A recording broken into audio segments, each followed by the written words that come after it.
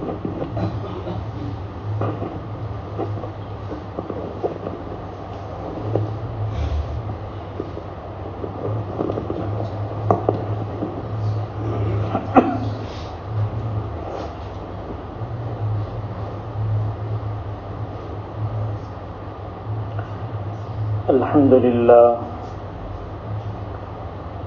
لله وكفى وسلام على عباده الذين اصطفى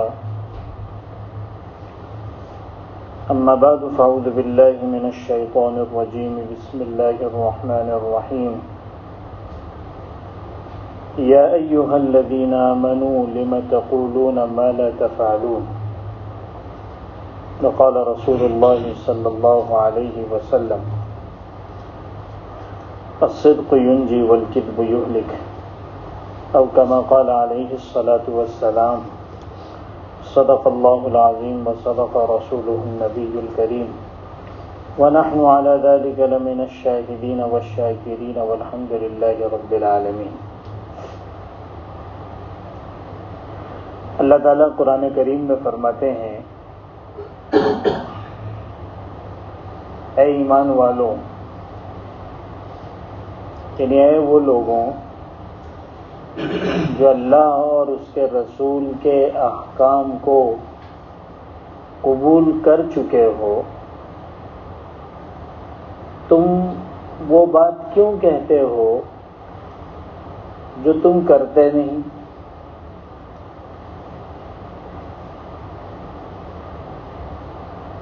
جس کو آسان لفظوں میں یوں کہا جائے گا کہ تم جھوٹ کیوں بولتے ہو؟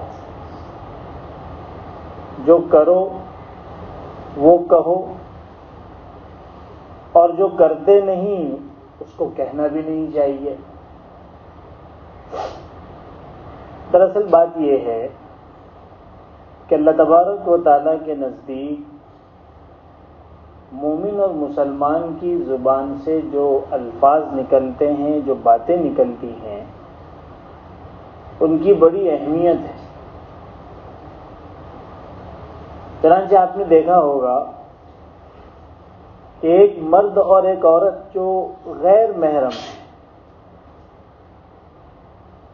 ان دونوں کا ایک دوسرے کو دیکھنا، ایک دوسرے سے ملنا، ایک دوسرے سے باتیں کرنا، ایک دوسرے سے تنہائی کے اندر رہنا، ملاقات کرنا، یہ ساری چیزیں ہماری شریعت نے حرام قرار دیا۔ لیکن یہی دو مرد اور عورت جب دو گواہوں کی موجودگی میں اپنی زبان سے دو الفاظ نکالتے ہیں، مرد کہتا ہے کہ میں نے تم سے نکاح کیا، اور عورت کہتی ہے کہ میں نے قبول کیا، یا عورت کہتی ہے میں نے تم سے نکاح کیا، مرد کہتا ہے میں نے قبول کیا، تو پھر ان دونوں کا ملنا، ان دونوں کا باتیں کرنا، ان دونوں کی خلوتیں، یہ سب کے سب حلال ہو گئی۔ یہ اتنی بڑی تبدیلی یہ صرف زبان کے دو بول پر ہی ہو رہی ہے۔ ایک آدمی پیدائشی کفر میں مبتلا ہے، زندگی بھر کفر اور شرک کرتا رہا، اور پھر زندگی کے کسی مرحلے پر جا کر وہ اپنے زبان سے سچے دل سے صرف ایک کلمہ کہتا ہے، اشہد ان لا الہ الا اللہ واشہد ان محمدا عبدہ ورسولہ۔ اب وہ مسلمان ہو گیا۔ اللہ کے رسول نے فرمایا الاسلام یہدم ما کان قبلہ، اسلام اپنے سے پہلے جو کچھ ہوا ہے سب کو ہدم کر دیتا ہے، یعنی ختم کر دیتا ہے، اس پر کوئی حکم نہیں لگے گا۔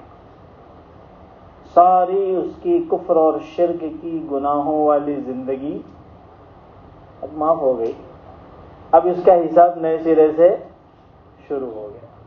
کئی ایسے واقعات ہمیں ملتے ہیں کہ مسلمان ہوئے ایک وقت کی نماز پڑھنے کا بھی موقع نہیں ملا،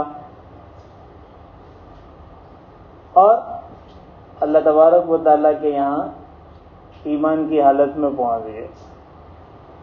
ایک جنگ کا موقع ہے، حضور اکرم صلی اللہ علیہ وسلم اپنے خیمے میں تشریف فرما ہے۔ ایک صاحب آئے، مسلمان نہیں تھے، پوچھا کہ یہ کیا ہو رہا ہے؟ تو فرمایا جنگ ہو رہی ہے، اسلام اور کفر کی جنگ ہے۔ انہوں نے حضور اکرم صلی اللہ علیہ وسلم کے دست مبارک پر اسلام قبول کیا اور فرمایا کہ اگر میں جا کے اس جنگ میں لڑوں تو میرے ساتھ کیا ہوگا؟ حضور اکرم صلی اللہ علیہ وسلم نے فرمایا کہ اگر تم شہید ہوگے تو اللہ تمہیں جنت دے گا، اور بہت کچھ فرمایا۔ وہ گئے اور جنگ میں شریک ہوئے، شہید ہو گئے۔ حضور اکرم صلی اللہ علیہ وسلم نے فرمایا کہ یہ ایسا بندہ ہے کہ اس نے اللہ کے احکام میں سے کوئی حکم پورا نہیں کیا، کیونکہ اس کو موقع ہی نہیں ملا، اور ابھی ایمان لایا اور شہادت پا کر جنت کا مستحق ہو گیا۔ تو یہ اتنی بڑی تبدیلی صرف انسان کے اپنے اس بول سے ہوتی ہے، اس کی بڑی اہمیت ہے۔ اسی وجہ سے زبان کا صحیح استعمال یہ بہت ضروری ہے، کیونکہ جس طرح سے یہ کامیابی اور جنت کا مستحق بناتی ہے، اسی طریقے سے یہ پکڑ کا بھی سبب بن جاتی ہے۔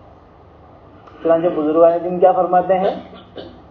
جرمہ صغیر و جرمہ کبیر، اس کی سائز بہت چھوٹی ہے لیکن اس کے جرائم بہت بڑے بڑے ہیں، اور اس کو استعمال کرنے میں بہت زیادہ طاقت بھی نہیں لگتی، اور اس کا کوئی ٹائمنگ بھی فکس نہیں ہے، جب چاہے انسان اس کو استعمال کر سکتا ہے۔ اب کون کیا کر رہا ہے اور اس کا استعمال کس طرح کر رہا ہے، وہ اس کے اختیار میں اللہ تعالیٰ نے دے دیا۔ کوئی اس کو اللہ کے ذکر میں استعمال کر رہا ہے، کوئی قرآن کریم کی تلاوت میں استعمال کر رہا ہے، کوئی دین کی تبلیغ میں استعمال کر رہا ہے، کوئی لوگوں کو اچھی باتیں پہنچانے میں استعمال کر رہا ہے، کوئی لوگوں کی مدد میں استعمال کر رہا ہے، اور اس کے مقابلے میں پھر اس کے جرائم کی فہرست بھی بہت طویل ہے کہ اسی زبان سے آدمی غیبت کرتا ہے، اور غیبت کے مطابق اللہ کے رسول نے کیا فرمایا؟ الغیبۃ اشد من الزنا، کہ غیبت تو زنا سے بھی سخت ہے۔ حضرت بایزید بستامی رحمت اللہ علیہ، جو بزرگوں میں اولیاء میں سردار مانے جاتے ہیں، ایک شخص ان کی خدمت میں آیا اور کہا کہ حضرت مجھ سے بہت بڑا گناہ ہو گیا۔ تو حضرت بھی کانپنے لگے، ڈر گئے کہ پتہ نہیں تجھ سے کیا گناہ ہوا ہے۔ تو اس نے کہا کہ حضرت مجھ سے نعوذ باللہ زنا ہو گیا۔ تو فرمایا کہ جب تم نے کہا تھا کہ مجھ سے بہت بڑا گناہ ہو گیا ہے تو میں سمجھا کہ تم سے غیبت ہو گئی ہوگی۔ یعنی آپ اندازہ لگائے کہ بزرگوں کے نزدیک قرآن و حدیث کی روشنی میں غیبت کتنا بڑا گناہ ہے کہ جب وہ آیا تھا اور اس نے جب بڑا گناہ کہا تو حضرت کے ذہن میں آیا غیبت، جبکہ ہمارے لیے سب سے آسان چیز اور سب سے معمولی چیز غیبت ہے۔ اللہ ہمارے قصوروں کو معاف کرے۔ تو اس زبان سے انسان غیبت کرتا ہے، اسی زبان سے انسان جھوٹ بولتا ہے، کہ جھوٹ اتنا بڑا گناہ ہے، جھوٹ اللہ تعالیٰ کو اتنا ناپسند ہے کہ جب انسان جھوٹ بولتا ہے تو فرشتے ڈر کر بھاگ جاتے ہیں کہ پتہ نہیں اس کے اوپر کون سا گناہ، اس کے اوپر اس گناہ کی وجہ سے کون سا عذاب آ جائے۔ حدیث پاک میں آتا ہے جھوٹ اتنا بڑا گناہ ہے۔ اسی وجہ سے ہمیں کہا گیا ہے کہ سوچ سمجھ کر بات کریں اور کم بات کریں، زیادہ تر خاموش رہیں، کیونکہ انسان اپنی زبان کا جب استعمال کرتا ہے تو آدمی کنٹرول میں نہیں رہتا اور وہ اس کا دھڑا دھڑ استعمال کرتا ہے، اس میں غیبتیں ہو جاتی ہے، جھوٹ ہو جاتی ہے، بہتان لگ جاتے ہیں، پتہ نہیں کیا کیا ہوتا ہے۔ تو اللہ کے رسول نے کیا فرمایا؟ من صمت نجا، جو خاموش رہے گا وہ نجات پائے گا اور جو بولے گا وہ پکڑا جائے گا۔ اسی وجہ سے اہل اللہ کا عام معمول کیا تھا کہ اکثر خاموش رہا کرتے، بلا ضرورت باتیں نہیں کرتے۔ آج زیادہ بات کرنے کو کمال سمجھا جاتا ہے کہ بھئی یہ تو خاموش ہی نہیں رہتے، یہ تو ہر موضوع کے اوپر اور ہر ٹاپک کے اوپر اور ہر جگہ بس بولتے ہی رہتے ہیں۔ کیا ان کے پاس نالج ہے اور کیا کمال کا ان کی گفتگو ہے، بس بول رہے ہیں یہ۔ اور اللہ کے رسول کیا فرماتے ہیں کہ اگر نجات چاہتے ہو اور اللہ کی پکڑ سے بچنا چاہتے ہو تو زیادہ سے زیادہ خاموش رہو۔ اسی وجہ سے آپ اہل اللہ کو دیکھو گے وہ اکثر خاموش ہی رہتے، جہاں ضرورت ہوں گی وہیں پر بات کرتے۔ حضرت باقی باللہ بہت بڑے بزرگ گزرے ہیں، اور شاید حضرت مجدد الف ثانی رحمۃ اللہ علیہ کے متعلق بھی میں نے یہ چیز سنی ہے کہ وہ اکثر اپنی مجلس میں خاموش رہا کرتے تھے۔ بڑی تعداد میں لوگ ان کی مجلسوں میں آتے تھے، ہمیشہ خاموش۔ تو کسی نے کہا کہ حضرت اتنے سارے لوگ آپ کی مجلس میں آتے ہیں، آپ کچھ فرمایا کیجئے، کچھ نصیحت کیا کیجئے، کچھ بولا کیجئے، بیان کیا کیجئے۔ تو حضرت نے اس وقت فرمایا تھا کہ جن کو ہماری خاموشی سے فائدہ نہیں ہوتا ان کو ہماری نصیحتوں سے بھی فائدہ نہیں پہنچ سکتا۔ یہ سب باتیں تصوف کی ہیں، لیکن بہرحال ہمارے لیے اس میں جو پیغام ہے وہ یہ ہے کہ انسان بہت سوچ سمجھ کر بات کرے۔ کیوں؟ اس لیے کہ اگر کسی کو پہچاننا ہو تو وہ اس کی گفتگو سے پہچانا جا سکتا ہے۔ حضرت علی رضی اللہ تعالیٰ عنہ کا مشہور مقولہ ہے، المرء تحت لسانہ، آدمی اس کی زبان کے نیچے چھپا ہوا ہے۔ جب تک آدمی بول نہیں رہا ہے ہم اسے اچھا سمجھتے ہیں، ہم اس کے بارے میں اچھی رائے قائم کر سکتے ہیں، یا ہمیں کم از کم پتہ نہیں کہ یہ آدمی کیسا ہے۔ حضرت علی فرماتے ہیں اس کی شخصیت اور اس کی حقیقت تب کھلے گی جب یہ اپنی زبان کھولے گا۔ المرء تحت لسانہ، اب جب یہ اپنی زبان کھولے گا اور جب اس سے گفتگو ہوگی تو ہمیں پتہ چل جائے گا کہ یہ آدمی جاہل ہے یا عالم ہے، علم والا ہے، یا عاقل ہے، سمجھدار ہے، یا بیوقوف ہے، یہ حسد کرنے والا ہے یا خیر خواہ ہے، یہ نیک ہے یا بد ہے، یہ اچھے اخلاق والا ہے یا اس کے اخلاق صحیح نہیں ہے۔ یہ ساری چیزوں کا اندازہ اس وقت ہوگا جب یہ اپنی زبان کھولے گا۔ جب تک اس نے اپنی زبان نہیں کھولی ہے تب تک ہمیں کسی کے بارے میں اندازہ نہیں ہوتا۔ جس طرح سے جب تک کسی کے ساتھ سفر نہیں ہوا تب تک اس کے بارے میں پتہ نہیں چلتا کہ بھئی آدمی کیسا ہے۔ سفر ہونے کے بعد انسان کی حقیقت کھلتی ہے۔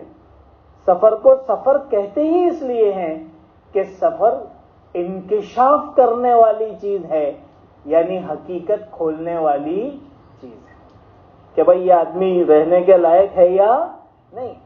ایسے تو بہت بڑی بڑی باتیں کرتے تھے، لیکن جب سفر ہوئی، ساتھ ہوا، تو پتہ چلا کہ بھئی یہ تو 2 پیسہ خرچہ کرنے کے لیے تیار نہیں ہے، یہ تو 2 منٹ راحت دینے کے لیے تیار نہیں ہے، اس میں خدمت کا ذرا برابر بھی جذبہ نہیں ہے۔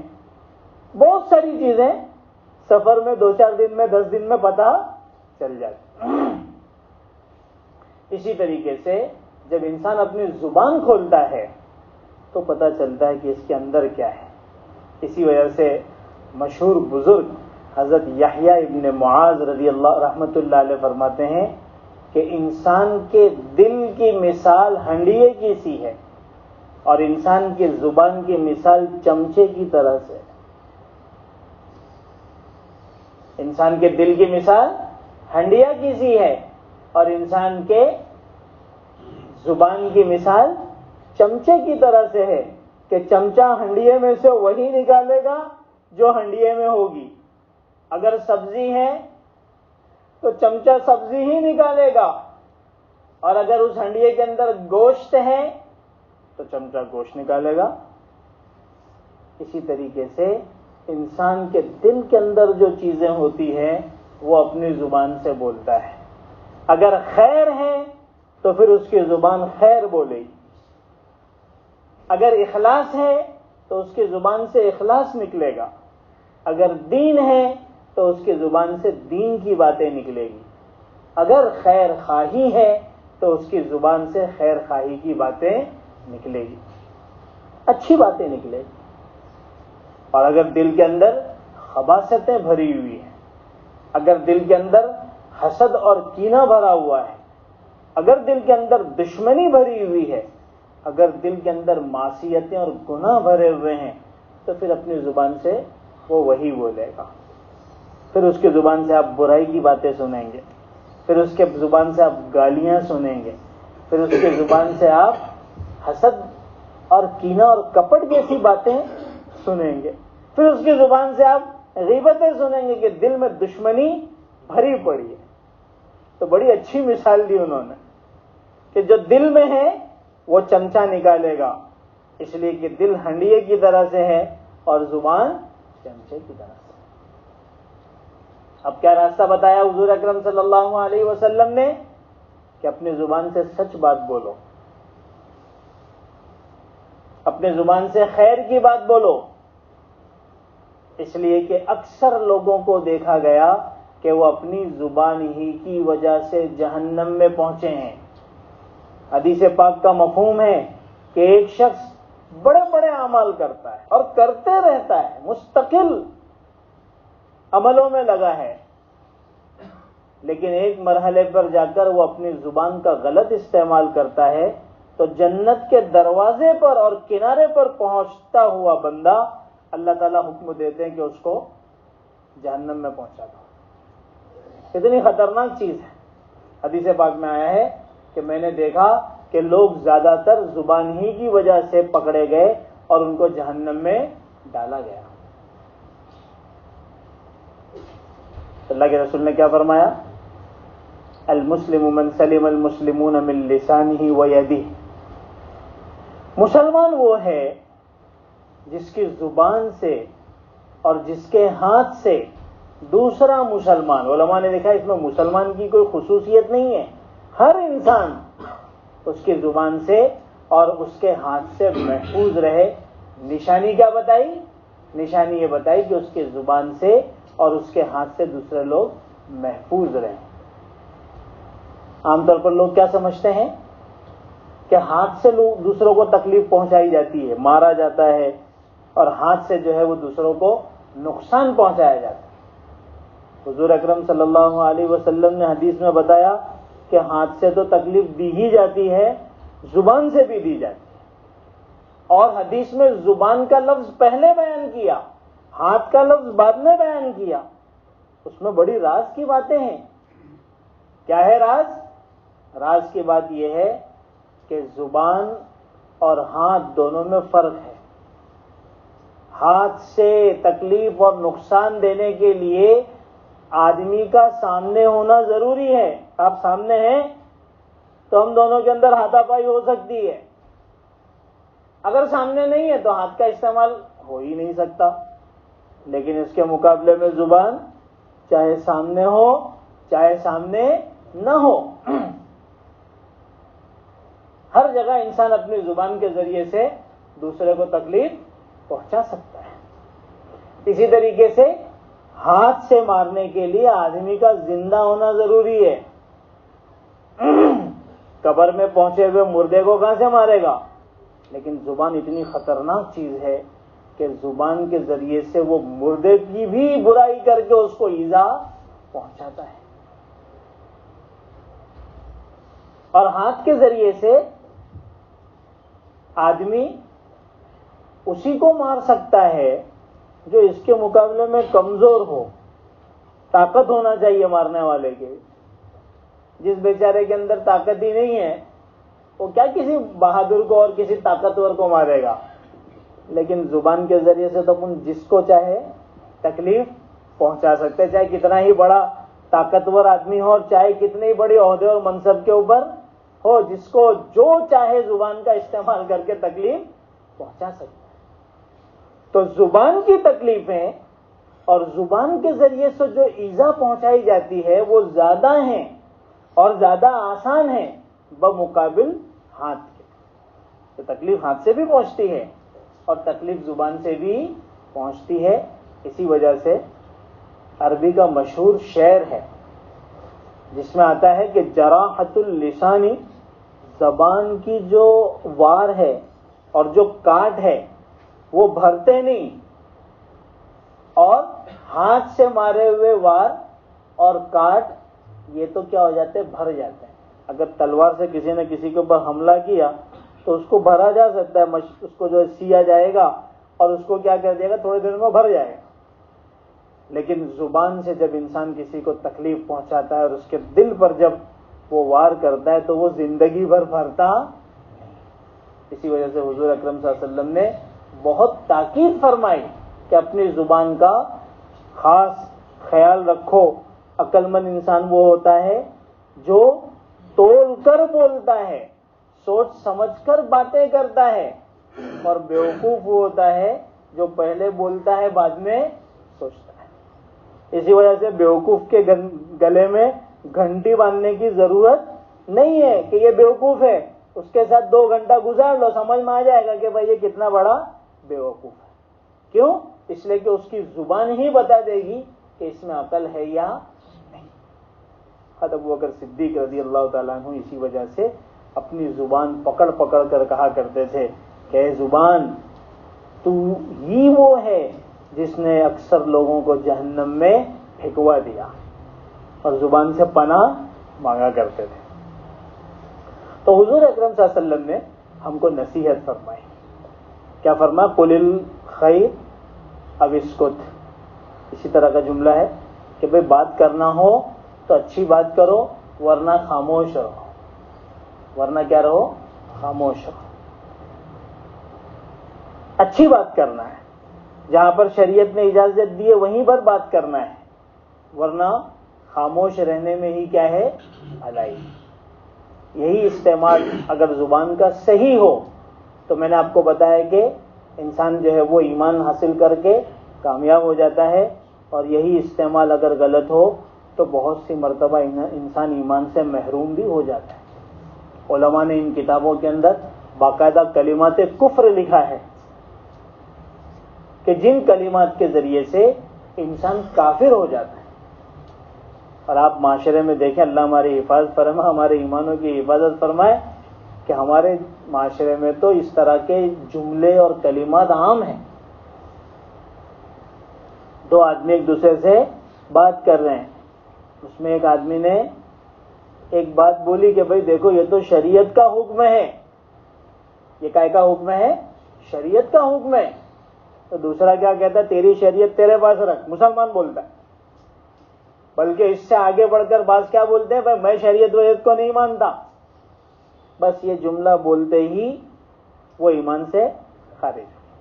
اللہ تعالیٰ کو ہماری کوئی ضرورت ہے کیا کہ نہیں ان کو تو مسلمان رکھنا ہی ہے، اور یہ نہیں رہیں گے تو میری عبادت میں کمی ہو جائے گی اور میں جنت کس سے بھروں گا؟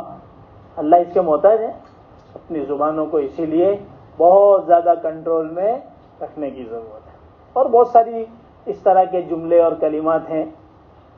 ایک آدمی سستی کی وجہ سے، کاہلی کی وجہ سے، دوسرے بہت ساری اپنی بدعملیوں کی وجہ سے نماز نہیں پڑھتا، رمضان کا روزہ نہیں رکھتا، زکوٰۃ نہیں دیتا، پیسہ حج نہیں کرتا، گنہگار ہے، بہت بڑا گناہ ہے، کافر نہیں ہے۔ گنہگار ہے لیکن کافر نہیں ہے۔ یہ ساری چیزیں کرتا ہے اور جیسا کہ میں نے حدیث بتایا کہ بہت عمل کرتا ہے لیکن اپنی زبان سے ایک کلمہ کفر ادا کرتا ہے، یہ سارے اعمال اکارت ہو جاتے ہیں، ضائع ہو جاتے ہیں اور وہ کافر ہو جاتے ہیں۔ اتنی خطرناک چیز ہے زبان۔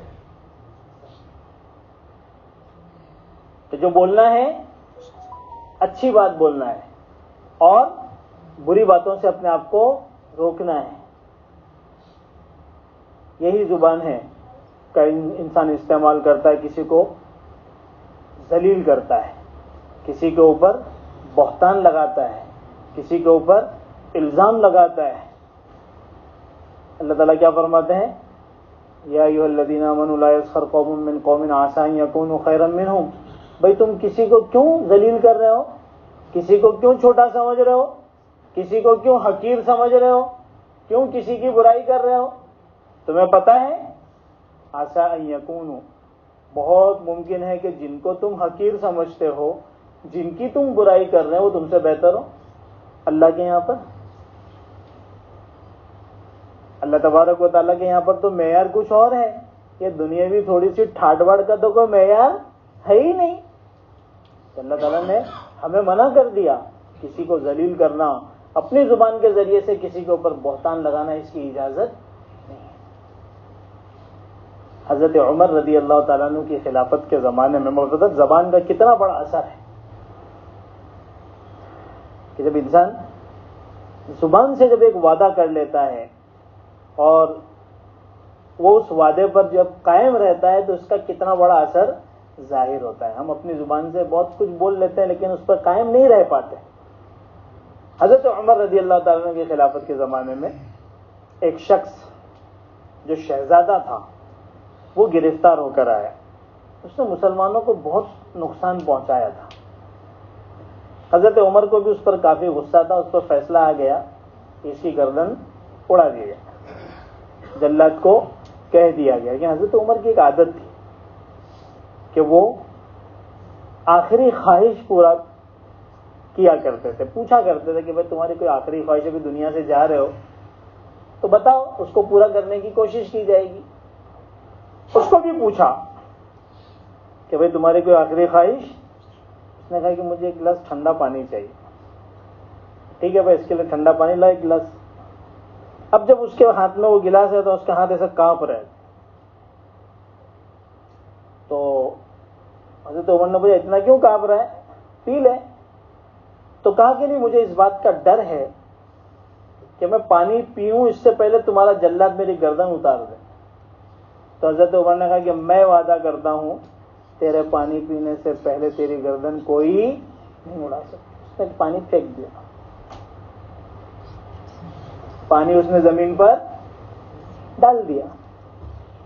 حضرت عمر نے کہا یہ کیا تو نے کیا؟ اس نے کہا کہ حضرت آپ نے وعدہ کیا ہے کہ جب تک میں پانی پیوں گا نہیں تب تک آپ میری گردن مار نہیں سکتے۔ فرد جرم عائد ہو چکی ہے، قتل کا حکم لگ چکا ہے، جلاد تیاری کے ساتھ کھڑا ہے، لیکن عمر اپنی زبان دے چکے ہیں۔ اب یہیں پر انسان کی سچ اور جھوٹ کا، صحیح اور غلط کا امتحان ہو جاتا ہے۔ اب کیا کرنا ہے؟ میں نہیں سمجھتا ہوں کہ شاید دنیا کی کوئی عدالت ایسی ہوگی جو اپنی زبان کے بول پر فیصلے کو چینج کر دے، کیونکہ اب ممکن ہی نہیں ہے کہ پانی واپس آئے، پانی تو زمین کے اندر پیوست ہو چکا ہے۔ تو حضرت عمر نے کہا کہ بھائی اس کے اوپر سے قتل کا حکم ہٹا دیا جائے، کیونکہ میں نے یہ وعدہ کر لیا ہے اور اب پانی پیا جا نہیں سکتا۔ دیکھیے اصل میں سچائی اپنا اثر دکھا کر رہتی ہے۔ بزرگوں کا قول ہے کہ جھوٹ چاہے کتنا بولا جائے اور جھوٹ میں چاہے کتنی ہی تیزی کیوں نہ ہو، سچائی اس کو آ کے پیچھے سے پکڑ ہی لیتی ہے۔ اسی وجہ سے اللہ کے رسول نے کیا فرمایا؟ سچائی میں نجات ہے اور جھوٹ کے اندر ہلاکت اور تباہی ہے۔ ابھی نہیں، کل نہیں، پرسوں جھوٹ ظاہر ہو کر رہے گا۔ تو حضرت عمر کی سچائی سے کیا نقصان ہو گیا؟ نہیں۔ اس شہزادے نے کہا کہ حضرت میں تو بہت پہلے سے ہی ایمان لانا چاہ رہا تھا، سچائی ظاہر ہو چکی تھی، لیکن اس موقع پر میں نے اسلام اس لیے قبول نہیں کیا کہ لوگ کہیں گے کہ موت کے ڈر سے ایمان قبول کیا ہے. اب جب پانی چلا گیا اور موت کا حکم ختم ہو گیا تو میں آپ کی اس سچائی پر اور آپ کے اسلام کے اس حقیقت پر ایمان قبول کرتا ہوں. اور اس نے سب کے سامنے اشہد ان لا الہ الا اللہ واشہد ان محمدا عبدہ ورسولہ پڑھ کر اسلام قبول کرتا. سچائی وہ چیز ہے جس کا فائدہ دوسروں کو ایمان کی شکل میں حاصل ہوتا ہے. ہمیں بھی اپنے اندر سچائی لانے کی ضرورت ہے. اس وقت مسلمانوں کے اندر اس کی بہت کمی ہے. اپنے معاملات کو سچا کرنا، اپنی بات چیت کو سچا کرنا، اپنے وعدوں کو پورا کرنا، اور اس کے لیے جو قربانی انسان دے سکتا ہے اس کو دینا، یہی چیزیں ہیں جو ہمارے دین کو لوگوں کے سامنے متعارف کرا سکتی ہے، اس کی پہچان دلا سکتی ہے، اور مسلمانوں کی حقیقی جو شکل ہے وہ لوگوں کے سامنے آ سکتی ہے. ورنہ لوگ تو یہی سمجھتے ہیں کہ بھائی جو سب سے جھوٹا ہے وہ مسلمان، جو دھوکے باز ہے وہ مسلمان، معاملات کا جو خراب ہے وہ مسلمان. اور اس طرح کی حرکتیں ہمارے سے ہوتی بھی ہے، جبکہ ہمارے مذہب اور ہمارے دھرم نے جتنی سچائی کی تعلیم دی ہے اور ہمارے نبی نے جتنی سچائی کا ہمیں حکم دیا ہے، کسی مذہب میں اس کا 10% بھی نہیں ہو. اللہ تعالیٰ ہم سب کو عمل کی توفیق عطا فرمائے. سبحان اللہ.